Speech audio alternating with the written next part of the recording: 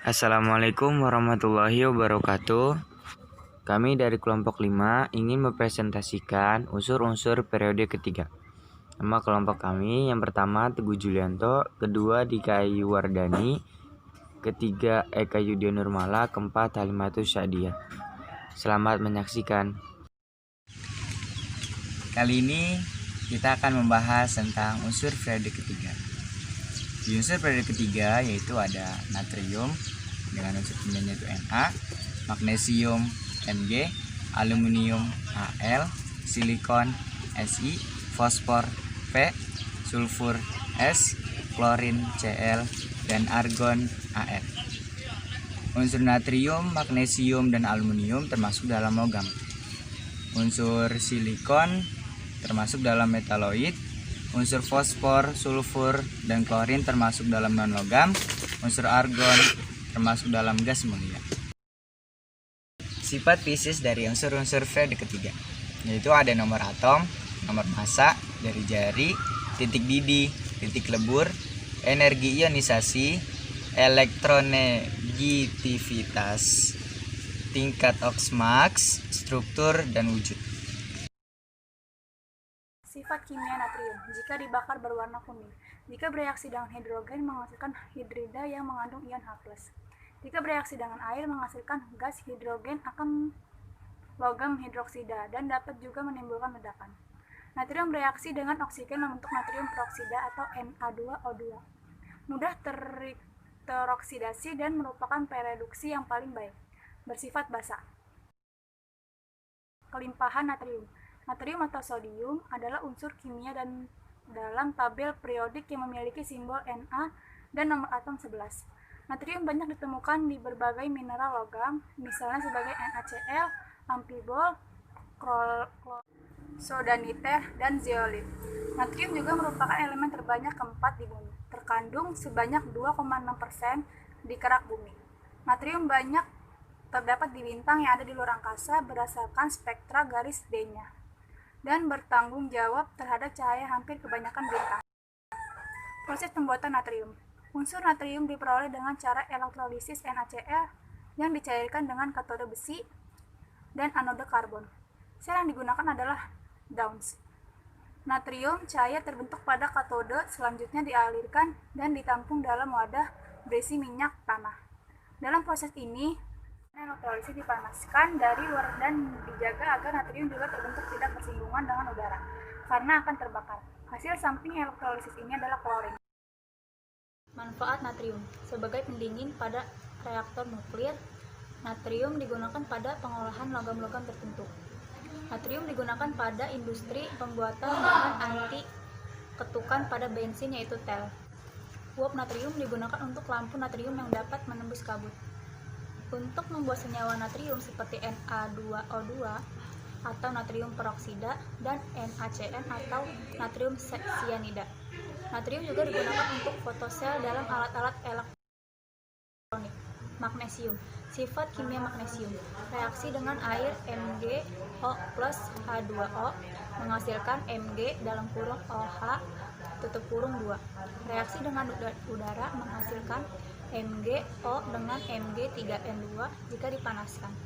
Reaksi dengan hidrogen tidak bereaksi.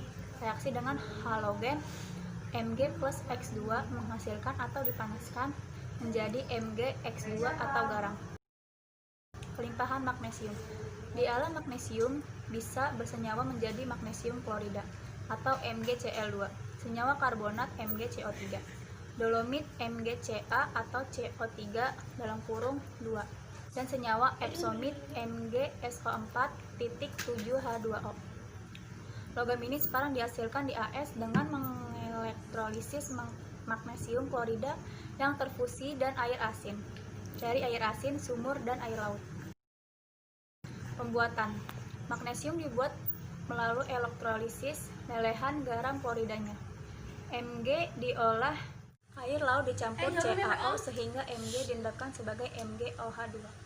Endapan direaksikan dengan HCl pekat menghasilkan larutan MgCl2. Larutan MgCl2 diuapkan sehingga diperoleh kristalnya. Kristal MgCl2 dielektrolisis. Manfaat magnesium. Magnesium digunakan di fotografi. Magnesium digunakan dalam memproduksi grafit dalam kas iron. Digunakan sebagai bahan tambahan konvensional propellants. Digunakan sebagai agen reduksi dalam produksi uranium murni dan logam-logam lain dari garam-garam. Aluminium. Sifat kimia aluminium. Aluminium merupakan logam yang aktif karena mudah teroksidasi menjadi ion +3. Aluminium juga bersifat amfoter. Ini dapat ditunjukkan pada reaksi berikut.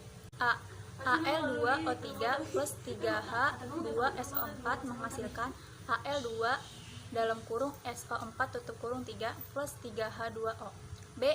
Al2O3 plus 6NaOH menghasilkan 2Na3AlO2 plus 6H2O. Sejumlah garam aluminium seperti halnya logam golongan 3A mengkristal dalam larutannya sebagai hidrat, misal senyawa AlX3. Kelimpahan aluminium.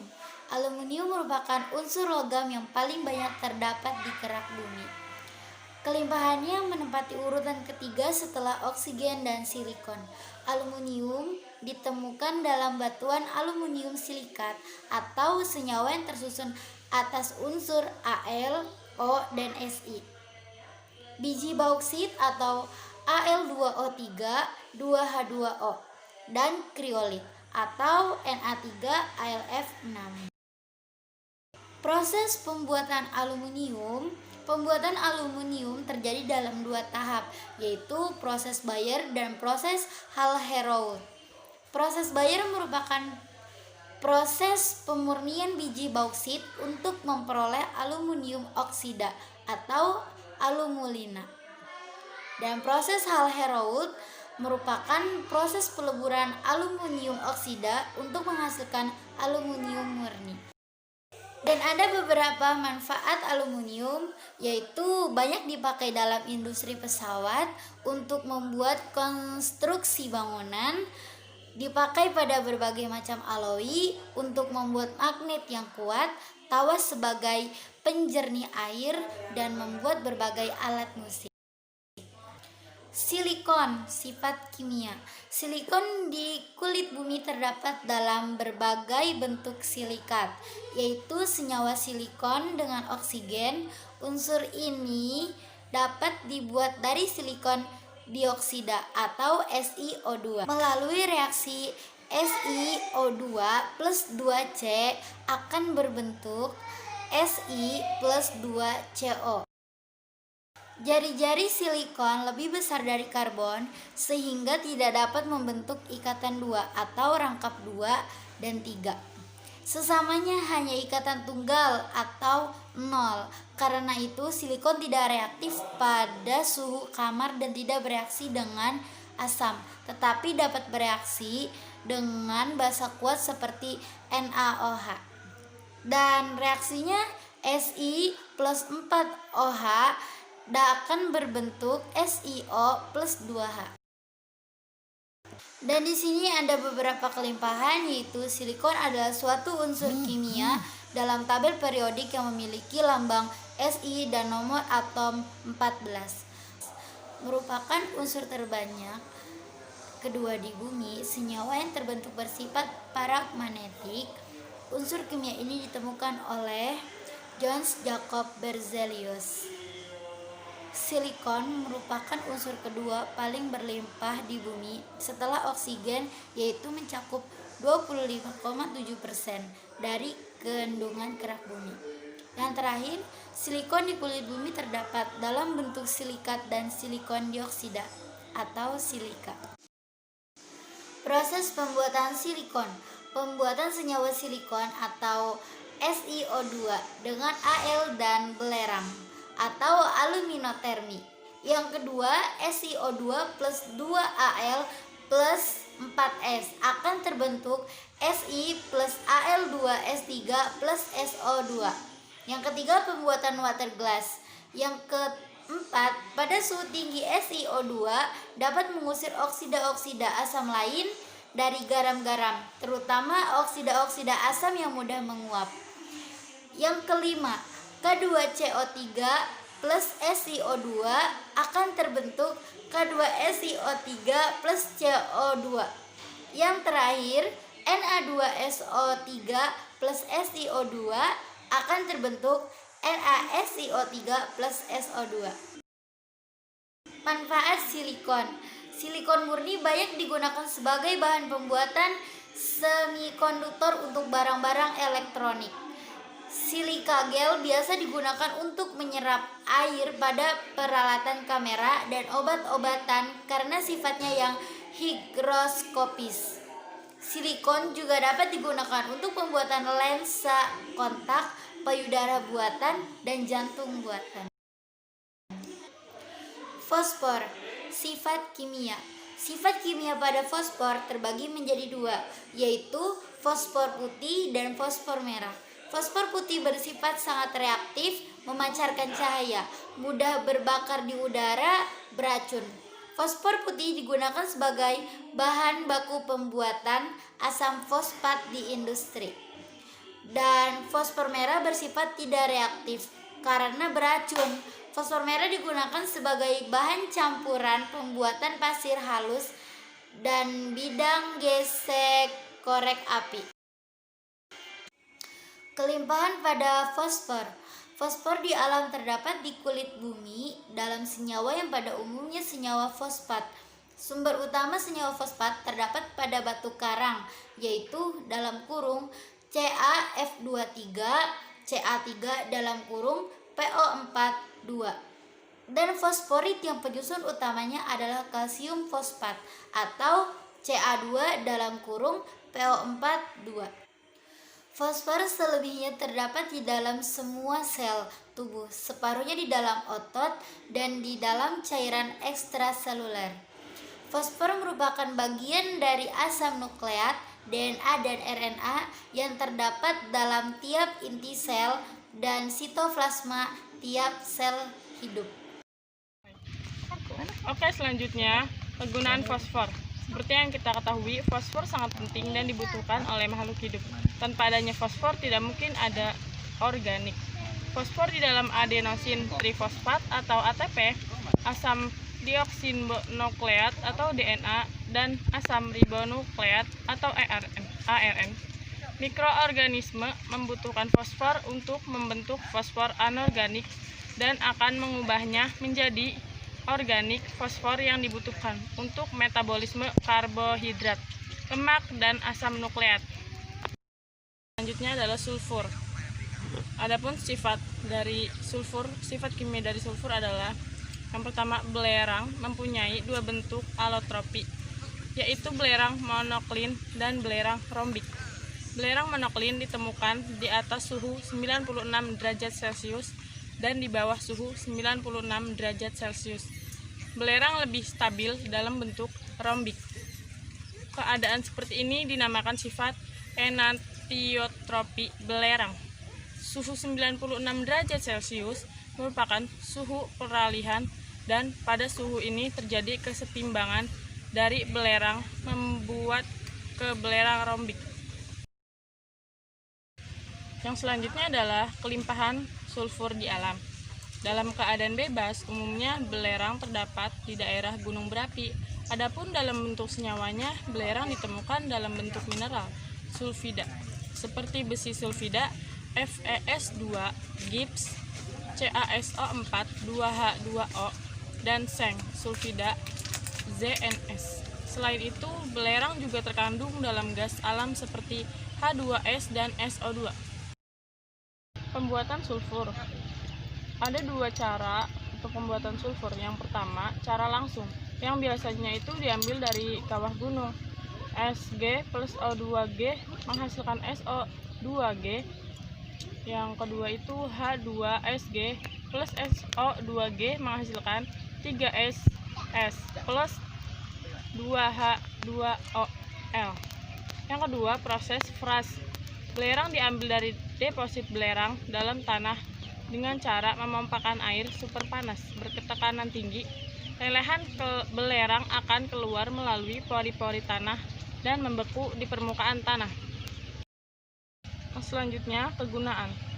Yang pertama, belerang dioksida atau SO2 digunakan sebagai fungisida atau anti jamur, fumiga, anti serangga, dan dalam jumlah yang sangat kecil digunakan sebagai pengawet makanan. Yang kedua ada natrium tiosulfat pentahidrat dengan rumus kimia Na2S2O3 5H2O digunakan dalam proses pencucian film senyawa ini dikenal dengan merek HIPO. Yang ketiga ada asam sulfat H2SO4 dipakai sebagai pelarut pengisi aki, pembuatan garam sulfat, pembuatan pupuk, pengolahan minyak, dan pewarnaan tekstil. Unsur kimia yang selanjutnya adalah klorin. Sifat kimia dari klorin. Yang pertama, klor merupakan unsur non-logam yang sangat mudah bereaksi dengan unsur logam membentuk senyawa ionik. Yang kedua, jika bereaksi dengan gas hidrogen di bawah sinar matahari, maka reaksinya sangat hebat dan menghasilkan ledakan. Tetapi jika dalam keadaan gelap, reaksinya berlangsung lambat. Yang ketiga, dengan asam hipoklorит atau HClO, gas klorin dapat bereaksi tetapi reaksinya lambat. Hasil reaksi ini adalah ozon. Pelimpahan klorin terdapat dalam senyawa NaCl, HCl, MgCl2, dan CaCl2. Senyawa klorida ditemukan di air laut dan garam, batu, atau endapan garam yang terbentuk akibat penguapan air laut di masa lalu. Setiap 1 kg air laut mengandung sekitar 30 gram NaCl. Yang berikutnya adalah pembuatan klorin. Ada 3 proses pembuatan klorin. Proses Downs yaitu elektrolisis leburan NaCl atau NaCl cair. Sebelum dicairkan NaCl dicampurkan dahulu dengan sedikit NaF agar titik lebur turun dari 80 derajat Celcius menjadi 600 derajat Celcius. Katode 2Na pangkat plus 2E menghasilkan Na2. Anode 2Cl pangkat minus menghasilkan Cl2 plus 2E. Untuk mencegah kontak atau reaksi antara logam Na dan Cl2 yang terbentuk digunakan diafragma, lapis, dan besi tipis. Yang kedua, proses Gibbs, yaitu elektrolisis larutan NaCl. Katode 2H2O plus 2E menghasilkan H2 plus 2OH-. Anode 2Cl pangkat min menghasilkan Cl2 plus 2E. Yang ketiga, proses Deason, reaksi 4HCl plus O2 menghasilkan 2Cl2 plus 2HO, berlangsung pada suhu kurang lebih 430 derajat Celcius dan tekanan 200 atm. Yang berikutnya adalah kegunaan klorin. Yang pertama, gas Cl2 mempunyai sifat desinfektan sehingga sering dialirkan pada air kolam renang untuk memusnahkan kuman-kuman berbahaya. Yang kedua, gas Cl2 dapat menarik timah dari kaleng bekas membentuk NaCl4, kemudian direduksi menjadi timah murni. Yang ketiga, HCl digunakan untuk membersihkan permukaan logam, serta untuk mengekstraksi logam-logam tertentu dari bijinya. Yang keempat, NaCl dipakai sebagai garam dapur dan sebagai bahan baku pada berbagai jenis industri kimia. Yang kelima, KCl sebagai pupuk tanaman. Sifat kimia dari argon yang pertama, dalam tekanan rendah berwarna merah muda dan tekanan tinggi berwarna biru. Yang kedua, merupakan gas inert, tidak bereaksi dengan zat lainnya. Yang ketiga, bersifat stabil dan tidak bisa berikatan dengan unsur lain karena jumlah di kulit terluar berjumlah tepat 8. Selanjutnya, kelimpahan argon. Yang pertama, merupakan gas yang tidak berwarna dan berasa. Yang kedua, tidak reaktif seperti halnya gas mulia yang lain. Yang ketiga, dapat diperoleh dengan cara memanaskan udara dengan CaC2. Yang keempat, terdapat sekitar 1% argon di atmosfer. Yang kelima, terbentuk di atmosfer sebagai akibat dari proses sinar kosmik. Berikutnya, pembuatan argon. Argon dapat ditemukan di alam. yakni di udara karena merupakan penyusun udara. Yang terakhir yaitu kegunaan argon. Pertama, digunakan dalam bola lampu pijar listrik karena argon tidak bereaksi dengan wolfram atau tungsten yang panas. Yang kedua, digunakan sebagai gas inert yang melindungi dari bunga api listrik dalam proses pengelasan, produksi titanium dan unsur reaktif lainnya, dan juga sebagai lapisan pelindung dalam pembuatan kristal silikon dan germanium. Yang ketiga atau yang terakhir, digunakan dalam las stainless steel.